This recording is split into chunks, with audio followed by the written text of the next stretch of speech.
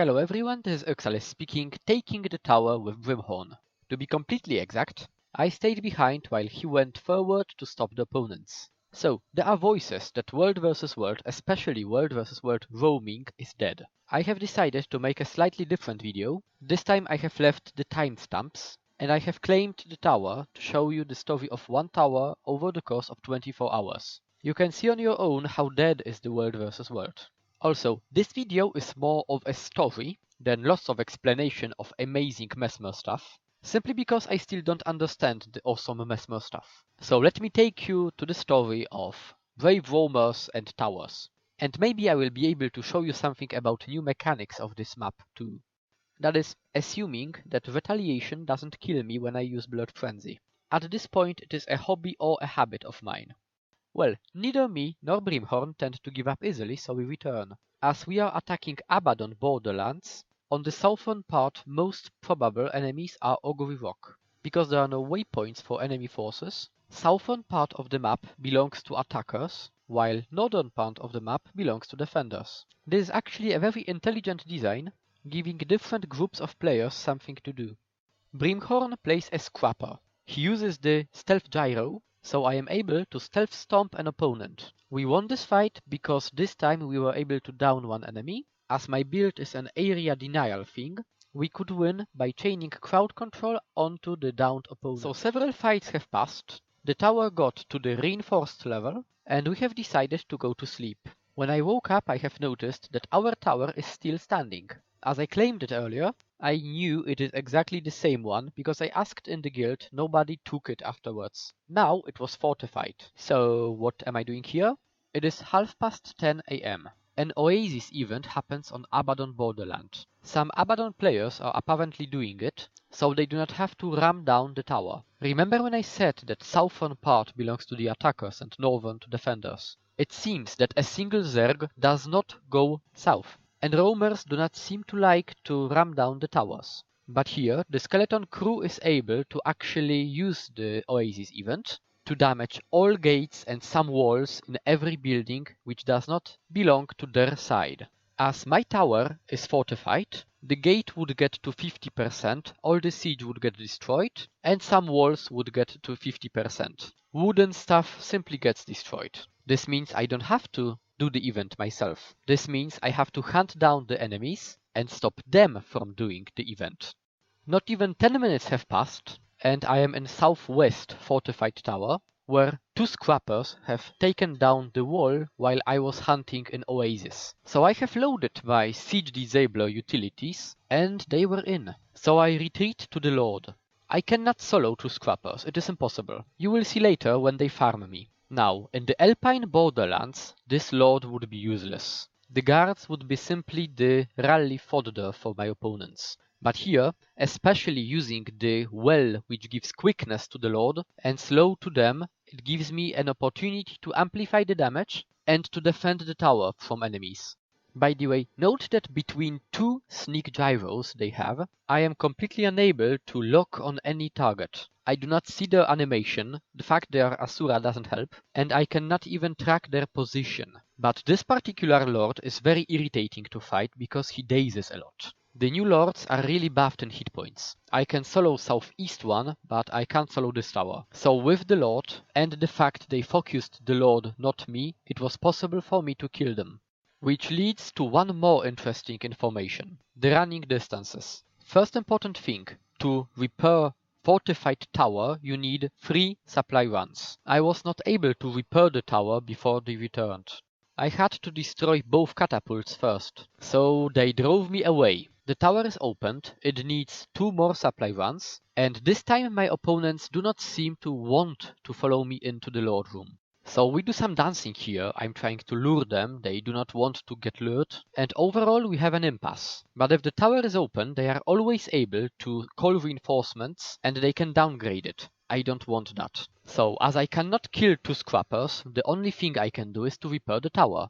Of course, they have noticed what I am doing, but as I am in my siege disabler configuration, I'm extremely slippery and I have stun breaks. Because I have distortion, blink and decoy, they cannot really stop me. Having 2 scrappers in the tower means the impasse is better for me. I can build arrow cart in the Lord or something. Oh, that was unexpected. Well, if they have decided to leave the tower, it's even better for me. Camp is far away, so before they build a guild catapult, I will be able to resupply, repair a bit. Green is doing Oasis event. It's only 25 minutes. One person needs about 40 minutes. So even if I die a lot fighting 2 scrappers, I may be able to delay them enough to... Okay, so this is the second group. It's going to be quite tight. This means they can split into 4 groups, and stopping this would be... Oh! So, Gw2 took northwest camp. I think it's the scrappers, so I need to kill this group. I mean, if I opened fortified tower like the scrappers did, and if there was a defender, I would totally call on map chat. So this means that there are not many opponents on the map, and they are not really cooperating. Please note, as for now, a single roamer was able to defend whole south quite easily. Note how the message on the screen tells me when, or rather where the opponents were, and how I am able to juggle between 2 towers, Oasis event, and what is happening. This map is far more difficult tactically than Alpine Borderlands, and this is off-peak. When Ogre stopped doing Oasis, I returned to repair the tower. Then I have taken all the camps in the south to give supply to the towers, especially the southwest one. The Sky Splitter event has ended. The scrappers took the tower in the north, and they have returned. And now, in this clip, you will see why I simply cannot kill the scrappers. The first, most important reason, stealth gyro. I do not see their position. It's not even about the fact I don't see their animations. The gyro is quite tanky, it survives several hits. And even if I do a perfect well combo, I do not see the effect I did. They are under constant shadow refuge, appearing and disappearing at will. When I kill one gyro, another gyro will appear. Seeing the damage they deal, they are not Berserker, they are Celestials. But Scrapper is a crowd control and anti-crowd control class. So yeah. The only way I am able to actually kill them is if I do a perfect combo and they overextend. Like now. But Stealth Gyro is able to stop me. Even Distortion Stomp won't do it. Shadow Refuge is counterable, but I don't have an idea how to stop this on a Mesmer. While if I make one mistake, or I do not have a cooldown ready, well, you see. So here you see me engaging them in one more fight, which we know is not likely for me to go well. Why do I fight them? If I fight them all the time, keep them at this camp, they cannot attack any of the towers which I want to hold. Abaddon will retake the north, but if they move from this place, I will take everything they got. So I might not be able to win any fight, but they will not be able to hold ground. In effect, I'm neutralizing them. Besides, the fact I don't know how to defeat 2 scrappers doesn't mean they are impossible to kill. The more I try, the more I will notice. And I actually like this fight. Very good practice. Okay, an opportunity appeared. One followed me, I killed the gyro, another one returned to the camp. One got visible and possible to be downed. I cannot stomp, that I know already. But I can blink and unleash the wells upon the alive scrapper, so... Aha, so he attacked from stealth. I literally didn't see that coming. So no, I cannot kill 2 scrappers. What can I do? If I don't want 2 scrappers in the south, I can run with them to the north. Unleash the scrappers upon Abaddon. I mean, they shouldn't mind attacking Abaddon stuff. And if it will be closer to them, they will not return. Or so I hope. So my new plan is to run with the scrappers north, so they will be able to fight Abaddon and I can retake souther camps. Very logical. The fact I will die in the process doesn't really matter, does it? So here I found an amazing hole. They have leaps. I really hope they leap towards me so they fall down, and the fact the portal is out of range doesn't really matter. I can't win with them fairly, so I can use tricks. So they don't want to take the bait, but this hole is really fascinating, and it gives me an idea. I am totally going to use the terrain fighting 2 scrappers. I mean, it's like hills in Alpine Borderlands, but more holy. Alright, Sneak Gyro. I don't know where they are. They do not intend to push me into the hole, right? I mean, only I can do it. It's my plan. Okay, so it seems the terrain here is far more difficult than I expected, with all the obstructed around, and the ledges, and not to dodge in wrong direction, and... Whoa! What the hell is this? Phew, still alive, still alive. No need to panic. Ha! Leap! I actually made it! Bombs away! Now that's one fine hole and large one. I'm coming, my Asura brother, I'm coming to you. No, one thing I don't understand is why the second scrapper decided to follow the first one. I mean, I'm sorry, I shouldn't laugh so much, but it was just hilarious. I had no chance in fair fight. I love this map. By the way, Sylvari, Asura and a gyro fall into the hole. What do you get? A Greek dish with salad and ketchup. So after the best fight in my life, and my favorite hole, the scrappers did not come anymore, and Drew logged on. We have had several nice fights with those opponents, but even if we are not able to kill 5 of them, they are not really able to take the tower. It has 500 supplies, I have siege disablers. If they do not split, they cannot build more siege. If they do split, we will kill some of them. So the result of the fight, like this one, doesn't really matter. We have lost this one, but they cannot take anything of importance. Because of the larger distances on this map, me and Drew can do exactly the same 5 of them are able to do. This is a good thing. So I am skipping several not really notable fights to get you exactly to the fight versus Abaddon forces, which try to take southern part of the map. Here I have also learned that there is something more desperate than Berserker Mesmer on a ram. It is Berserker Thief on a kata.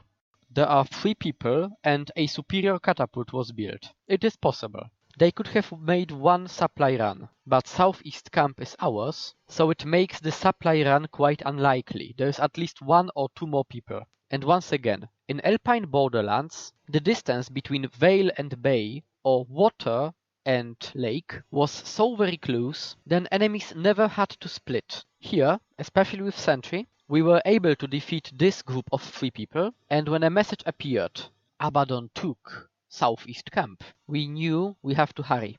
So we have prioritized killing the catapult. They resurrected the Guardian, and it was 2 of us versus 3 heavies. One of them, oh joy, Dragon Hunter. Fortunately for us, they have focused Drew. I may be slippery, but Drew is impossible to kill. So I was trying to find an opening to be able to defeat them, but not really, no. Herald, Guardian, Dragon Hunter. It's very hard to select a target. But between 3 of them, they have at most 45 supplies, more likely 30. And the fortified wall is very hard to take down. It will take a while. Especially with disablers, we can defend it really well and really long. So they got reinforcements, a 4th player appeared, and we are not really doing very well, are we? So we need some reinforcements as well. Fortunately, new guards are dangerous, like very, very dangerous. And let's be honest, as long as we've got the southern camp, we will not lose supplies from the tower. If they go south camp, we will go southeast one. If they split, we will kill them. Those distances to run make it possible to control the area, to split your opponents. It's actually very important to generate fights. As you can see, if you take a structure, fights will come to you. What you see is only clips. I have omitted some fights, yet it is very lively, this world versus world. And this new map gives us a lot of interesting tactical options. By the way, Drew is our secret weapon. He has insane dazes, insane crowd control and insane heals. So when opportunity appeared, the Dragon Hunter moved back, I think to recover a bit. I blinked towards him to down him. Like in the second fight with Brimhorn, if I have a downed opponent, I can unleash a lot of wells upon him. They do not have any warrior, so there are no banners. Drew was dazing them all the time. I put my slowing well, and by applying damage, we were able to capitalize on them being in one direction, wrong band, in one place, and we won this one. Thank you, Tower Guards, you were awesome. No problem, Ilks, always at your disposal. You have seen the timestamps. I haven't had that good fights in the Alpine borderlands. There were always Zergs and guild groups. Here, people split and stuff happens. And as rovers learn the new map and how to use it, the fights will get better and better.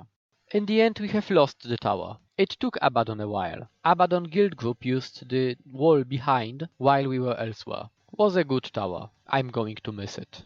So I hope you have warmed a bit to the new Borderlands, and I hope you see there are fun fights and the map really promotes them, but it's very, very different from the old one. Thank you for watching, Exalis out.